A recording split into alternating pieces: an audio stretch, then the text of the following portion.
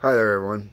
I'm gonna do my intro in a second. This is to say that this video is actually posted as a sequence of how it was recorded. Um, I did a commentary on the whole Will Smith, Chris Rock, Oscars slap. I recorded that well after I recorded all these. These were pre-recorded, so I'm gonna let the rest take over from here. But when I talk about how I haven't put up a Confessions of a Domestic Engineer in a while, that was because when I recorded this, I hadn't.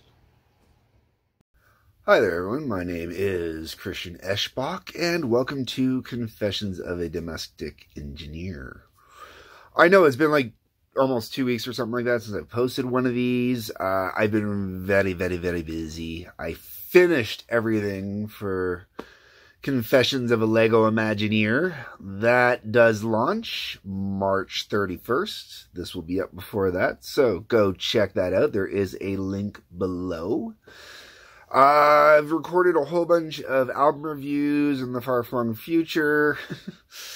I've already talked about that, so I'm not going to go any further. Where I am going to go with this episode is...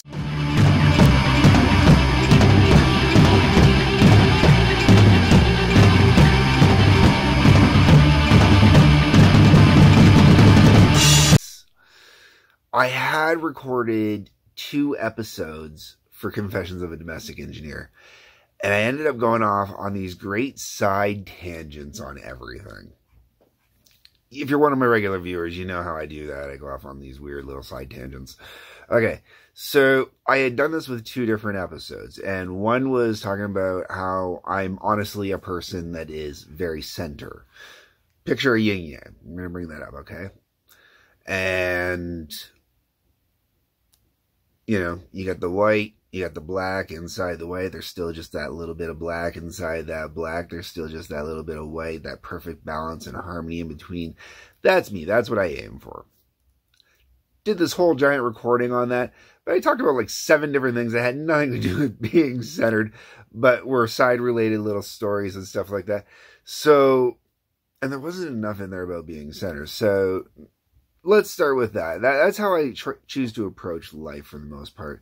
Like, the one example I did use in there that I'm going to use here is I am all for capitalism over communism. But I do not believe in capitalism run amok as we are currently seeing in society. I absolutely am totally against it, because capitalism run amok as it is right now is almost the antithesis of what the true, we're going to call, I'm Canadian, so it kind of sort of doesn't apply, but it does apply because it's so similar.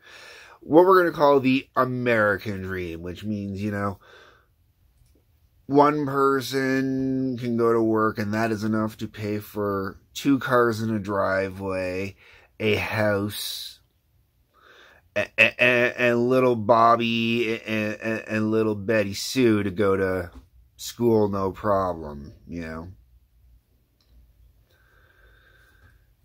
I'm all for that, you know. I do remember once upon a time when guys who worked for the big 3... because my dad worked for one of the big 3 when I was a kid. My dad worked for Chrysler.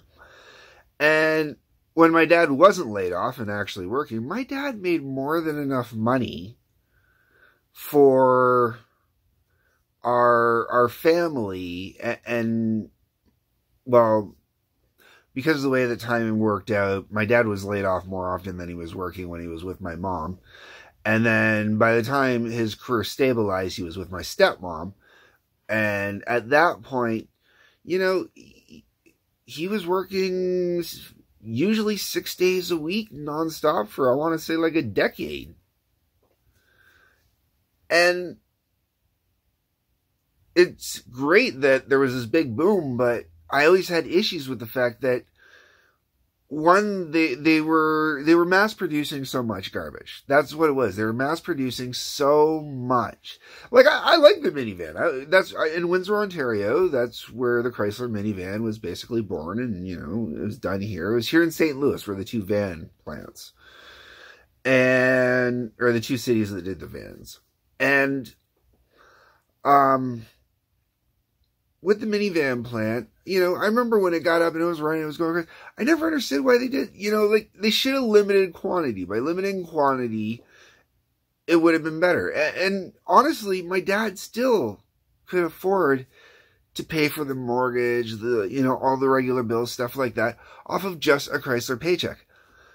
You cannot do it anymore off of just a Chrysler paycheck anymore. Or you could, but it's nowhere near as easy as it used to be, especially with the way the housing market has gone completely insane. So, as I'm going to wrap this back around now, okay?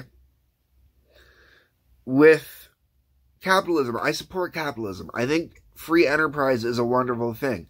But I very much believe there needs to be a lot more government control over how that goes. And using the big three, which is now really just kind of more or less sort of the big two, but it's like Ford and then GM and Chrysler make up a half each. You know, it's not the big three anymore. And in Windsor, let me tell you, it hasn't been the big three in Windsor for a long time. Used to be, Windsor was a big three city. GM completely abandoned us. Totally 100% abandoned us. So this is why I say capitalism run amok, you know.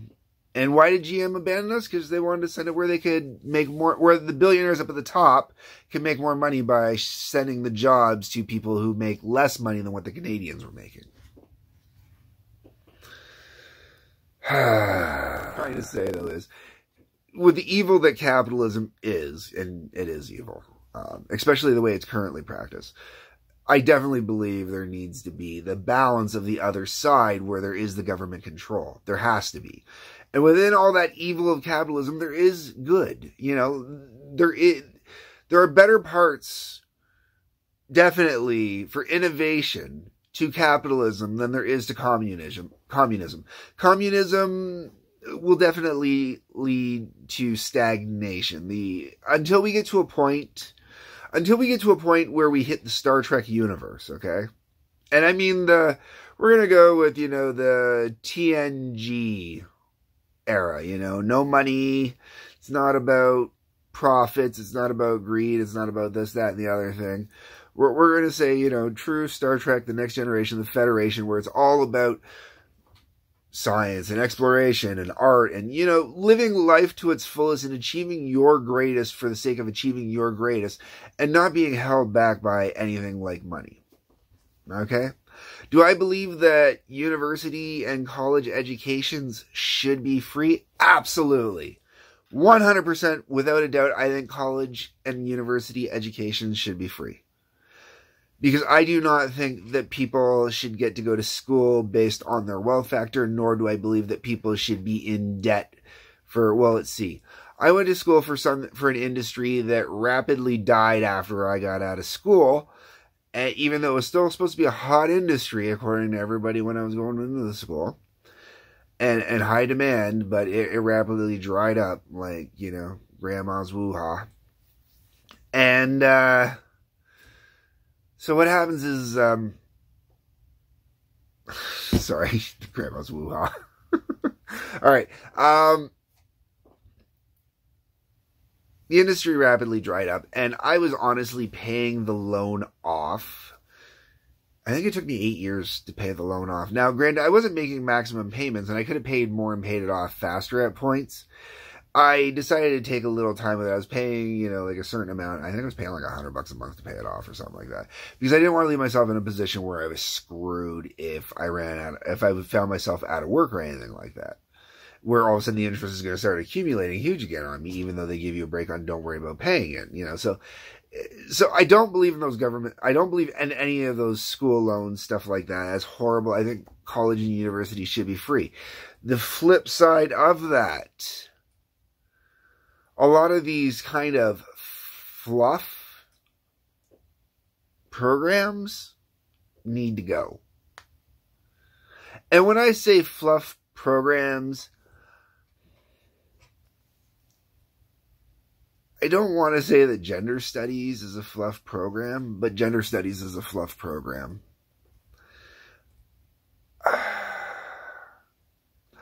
Art history major is not a fluff program, but it really is a program you're not going to find work in. So it's really, programs like that should be very limited. Another one too, I found this one out, and this one really kind of irked me when I found this out. How the education system is actually taking advantage of kids and ripping them off. Now, kids can graduate at like 17, 18 years old. And right away after they graduate, they can apply to go to college, and they can apply to go into the pre-firefighter program. So they can learn to become a firefighter and whatnot, and do all the courses and stuff like that, and take this program. But at least in the province of Ontario, which is where the city of Windsor resides, you can't become a firefighter until you're 27. But you can graduate, theoretically, by the time you're 20 years old, 21 years old. In 6 years, you can't do anything with that paper. So you're either going and finding a shit job for 6 years, or you're going back to school again. Tell me that is not capitalism run amok. You know, like that's the education system taking capitalism to the extreme and running amok. And that is why I definitely think there needs to be some structure and some guidelines. Like, do not let kids go to school for something they cannot get into an industry for, you know, X number of years afterwards. I believe it's a 2-year program for that one. And if it's a 2-year program, that means you can graduate technically, I guess, as early as 19, theoretically. So you gotta wait 8 years, man. That's, whoa, you know, like that's the long part of waiting almost a decade. You know, like, shit. You can raise a kid, and that kid is you know, you could graduate from school, have a kid right away, and before you can even start working, that kid, at least back in my day, was old enough to be a latchkey kid. Yeah, I'm from a generation where latchkey kids were a thing. At least, you know, the kids that were good enough. I couldn't be a latchkey kid. I was too inquisitive. I wanted to see how things could hold up and work. Anyways, that balance. You got to have that balance. There's got to be a lot. I believe some controls need to be released in some ways.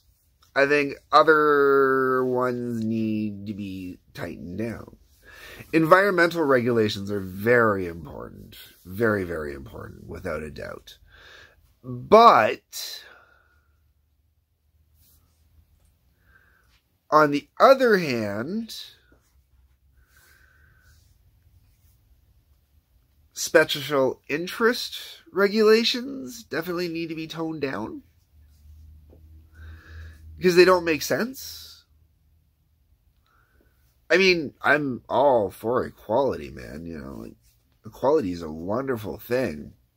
But when there's an actual checklist saying you have to have this many number of people that meet this bracket, this many number of people that meet this bracket, this many number of people that meet this bracket. If anybody in this bracket, which is rare, applies, you got to hire that person because they just meet that bracket. And if you don't hire them, we might look bad unless you got a really good reason for not hiring them. Like, they might have to have a criminal record. Because that you can still discriminate against, even if, you know, the criminal record is something stupid. You get where I'm going with this. So this is why I consider myself a-centrist, okay? And I hope that I've given you a rough idea, because the next big batch of confessions of a domestic engineer videos are all going to be what I call red flag episodes. I haven't decided exactly how many red flag episodes I'm going to do, but I'm doing a series I want to call Red Flags. And it's red flags for both men and women in the world of dealing with men and women. I hate to say it, most of it will be provided from a completely heterosexual male point of view. But I'm a rather liberal heterosexual. First off, long-haired, freaky people. Yeah, that's me. Alice Cooper is my hero, so, I got no issues with makeup. I love David Bowie. I got no issues with makeup. Makeup is cool. I wear makeup, my favorite song to sing at karaoke, which I am known for, is, Sweet Transvestite from the Rocky Horror Picture Show, which I have performed in full drag. So I'm not a manly man, but I am a dude who does not have any appreciation for the D. No appreciation for the D whatsoever. I like the T and the P, and the A has to be on the T and the P. Okay, so yes.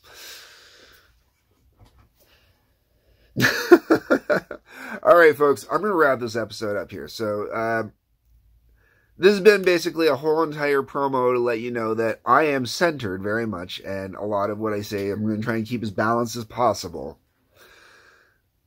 as I go into talking about red flags. And I really hope you like the red flag series that's coming up, because those were the other... Remember in the beginning I said I had 2 different episodes? The other episode was a red flag. I was just going to do like a brief 5 red... Yeah, so I decided I'm going to really expand on it, because each segment I had recorded was like 10 minutes long or something like that. And, as I'm rambling now. So let's wrap this up. There is a comment section below. Feel free to please leave a comment.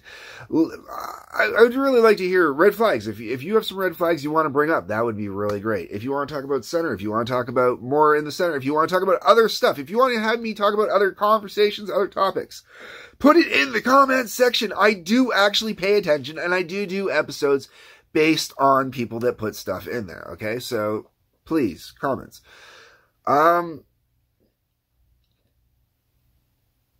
Confessions of a Lego Imagineer. Click on that link below too.